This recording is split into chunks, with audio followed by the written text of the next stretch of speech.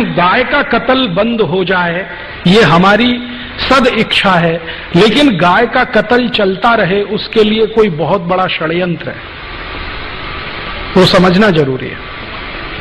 हमारी तो सद इच्छा है कि गाय का कत्ल नहीं होना चाहिए, लेकिन कोई बहुत बड़ा षड्यंत्र है इस देश में जो गाय के कत्ल को लगातार चालू रखना चाहता है। जब भी संसद में इस तरह की बहस होती है, कुछ ना कुछ इस तरह के सवाल खड़े हो जाते हैं। एक दिन तो मैं खुद संसद की दर्शक दीर्घा में था, उस दिन बहस हो रही थी इसी गोरक्षा के प्रश्न पर। मैं गया था कि आज देखें सांसद कौन किस समर्थन में है, कौन किस पक्ष में है। सारे सांसद एक बाजू में स्वर से बोल रहे हैं कि गोरक्षा होनी चाहिए। मुस्लिम सांसद जीएम बनात वाला ने कहा कि अगर बिल पास होता है तो पहला वोट मेरा, गोरक्षा के समर्थन में। उनके साथ दूसरे मुस्लिम सांसद खड़े हो गए, हमारी आपत्ति नहीं है, आप कानून बनाइए।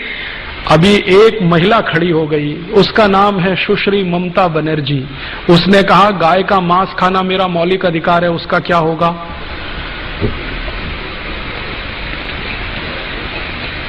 गाय का मांस खाना मेरा मौलिक अधिकार है, उसका क्या होगा?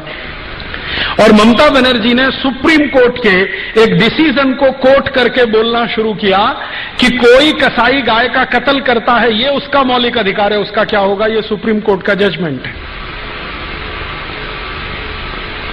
तो मामला कहां बिल्कुल होते होते फिर फिसल गया। इसी तरह से एक बार और हुआ, हमारी संसद में सब तय हो गया कि गोरक्षा का बिल पास ही हो जाना चाहिए, सब हो जाना चाहिए। एक महामहिम भारत देश में राष्ट्रपति पद का चुनाव लड़े हुए एक व्यक्ति जीजी स्वेल खड़े हो गए कि मैं गाय का मांस खाता हूं, मेरा क्या होगा? तो मैंने उनको एक खत लिखा था जिसका जवाब उन्होंने नहीं दिया।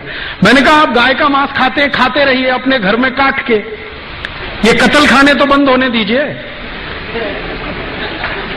आपको गाय का मांस खाना है, आप अपने घर में कत्ल करिए, काटिए उसे, खाइए। आप में हिम्मत है तो अपने घर में गाय को काटिए, खाइए। आपकी बीवी बच्चे भी आपको देखें उसको काटते हुए, खाते हुए, पड़ोसी भी देखें आपको काटते हुए, काटते हुए, और अगली बार आप राष्ट्रपति पद का चुनाव लड़ें तो सबको पता तो चले कि ऐसा व्यक्ति इस देश में राष्ट्रपति बनना चाहता है। जवाब नहीं दिया उसके बाद, क्योंकि इस तर्क में क्या बुराई है? आपको गाय का मांस खाना है, ठीक है, खाइए ना, घर में काटिए, खाइए। ये कत्ल खाने क्यों चाहिए आपको? ये तो आपके मांस की सप्लाई नहीं करते, ये तो एक्सपोर्ट करते हैं सबका सब। आप खाना है तो घर में काट के खाइए। उसके बाद बंद हो जाती है सारी बहस। पिछले आजादी के 58-59 सालों में संसद में 4 बार गंभीरता से गोरक्षा पर बहस हुई है, प्रस्ताव पारित होने तक आया है, वोट करने तक नौबत आई है, लेकिन किसी न किसी कारण से वो अटकता गया है। कभी पंडित नेहरू के इस्तीफा देने की धमकी के कारण, कभी हमारे देश में सुश्री ममता बनर्जी जैसे खासदारों के ये कहने के कारण कि मैं गाय का मांस खाती हूं, मेरे मौलिक अधिकार का क्या होगा, कभी जीजी स्वेल के कारण, और कभी सवेरे विधेयक पेश किया और शाम को बहस करेंगे दोबारा, ये श्री अटल बिहारी वाजपेयी के बयान के कारण। हर बार ये हुआ है। मैंने इसको समझने की कोशिश की है कि आखिर गाय की रक्षा में ऐसा कौन सा प्रश्न है, या जानवरों की रक्षा में ऐसा कौन सा प्रश्न है जो भारत की संसद इसको होने नहीं देना चाहती, या भारत की संसद में ऐसे कुछ लोग हैं, मित्रों-खिन के शब्दों में अगर कहें, जिनके चेहरे कुछ हैं, मुखौटे कुछ हैं। तो हम ढूंढना शुरू करें हमारे नजदीक में ऐसे कितने पॉलिटिशियंस हैं, खासदार हैं, आमदार हैं, जिनके चेहरे कुछ हैं, मुखौटे कुछ हैं।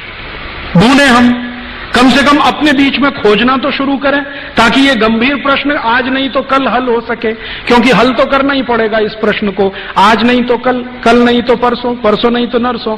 इस प्रश्न को बहुत दिनों तक टाल के नहीं रखा जा सकता। इसको ऐसे ही हल करना पड़ेगा जैसे कभी हमने कई गंभीर प्रश्न हल किए। भारत पाकिस्तान के बंटवारे का प्रश्न था, बार बार टाल नहीं सकते थे तो हल किया, थोड़ा दर्द हुआ लेकिन हल हुआ। एक लाइन खींची गई कि वो पाकिस्तान है, ये भारत है। चीन के साथ हमारा गंभीर प्रश्न हुआ सीमा विवाद पर, बहुत दिनों तक टाल नहीं सकते थे तो हमने फैसला किया। ये भी प्रश्न बहुत गंभीर है क्योंकि भारत के करोड़ों लोगों की मान्यताओं से, आस्थाओं से जुड़ा हुआ है और हमारे संपूर्ण भारत के जीवन से जुड़ा हुआ है। एक बार ऐसा प्रयास शास्त्री जी ने भी किया था, लेकिन वहां भी दुर्भाग्य क्या हुआ कि शास्त्री जी ये प्रयास को शुरू करके ताशकंद गए समझौता करने पाकिस्तान से जनवरी 1966 में, और वहां से जीवित वापस नहीं लौटे।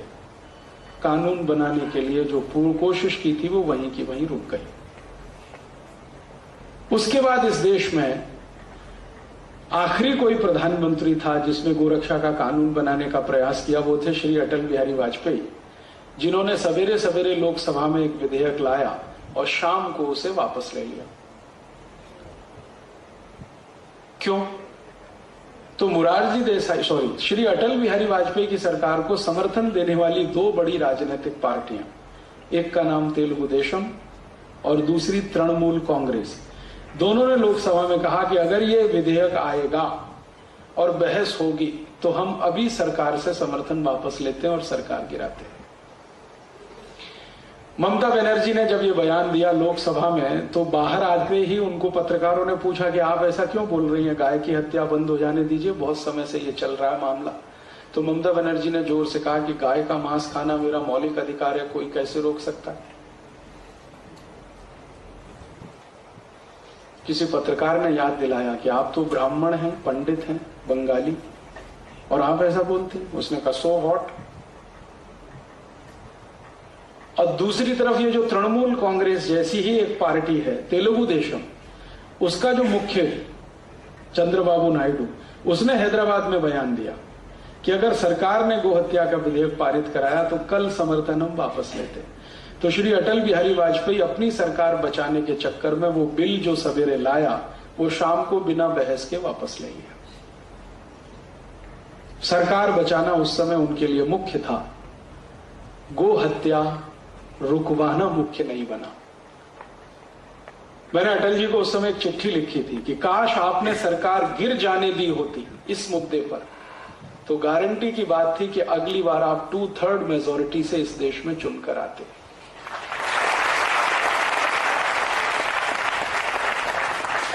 क्योंकि गो हत्या का विषय भारत के 80 करोड़ लोगों का, 85 करोड़ लोगों का हृदय का मामला है, हृदय से जुड़ा हुआ विषय। लेकिन वो इतनी दूरदर्शिता नहीं दिखा पाए और वो सरकार भी गई और गो हत्या तो खैर आज तक हो ही रही है।